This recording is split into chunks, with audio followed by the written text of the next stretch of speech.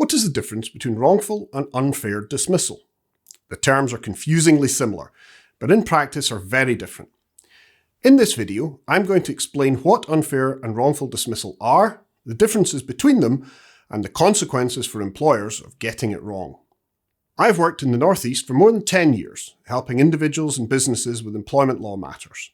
So I'm confident that this information will help you better understand the legal obligations around dismissal and the key differences between wrongful and unfair dismissal. The crucial difference between the two is that wrongful dismissal is an employer's breach of contract. That's the agreement between the employer and employee alone. In contrast, an unfair dismissal is a breach of the rules set by the government that apply to all employers and employees. Before the 1970s, there was no such thing as unfair dismissal.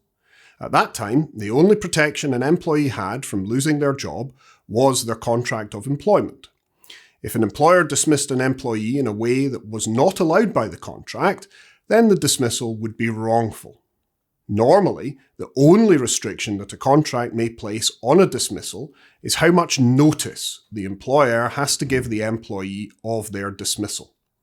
The majority of wrongful dismissal claims happen where the employer gives no notice at all. If an employee is wrongfully dismissed, then normally the most that they can claim is their pay up to the earliest possible date that the employer could have dismissed them under the contract. Employees now have greater protections. If an employer wants to dismiss an employee, then as well as giving proper notice, they must also both have a good reason and follow a fair procedure. If they do not, then the dismissal may be unfair and the employee can take them to an employment tribunal. An unfair dismissal can be automatically unfair. That is where the employer's reason for dismissal is simply prohibited. Examples include joining a trade union, taking maternity, paternity, or adoption leave, complaining about serious health and safety risks, becoming disabled, or blowing the whistle.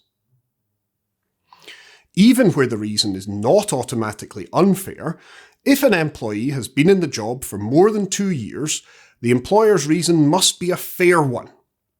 The typical reasons relied on by employers are the employee's capability or conduct, or redundancy. Even with a fair reason, the employer must follow a fair procedure. What that means will vary from time to time, but at a minimum should involve the employer explaining their reasons to the employee and giving the employee a right of reply.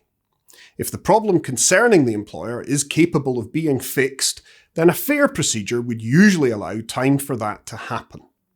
The consequences for an employer of unfair dismissal can be much more serious than wrongful dismissal. They may have to pay all the employees' wages until they find another job. They could have to pay training or relocation costs. They also have to pay a minimum payment equivalent to a redundancy award. If an employee thinks they've been unfairly or wrongfully dismissed, then they need to make a claim within very strict time limits, which can be as short as 3 months. Find out more about how the tribunal process works on our YouTube channel. If you have an employment law query, start a conversation with one of our knowledgeable and friendly solicitors. Fill out a contact form on our website and we will call you back to discuss your requirements.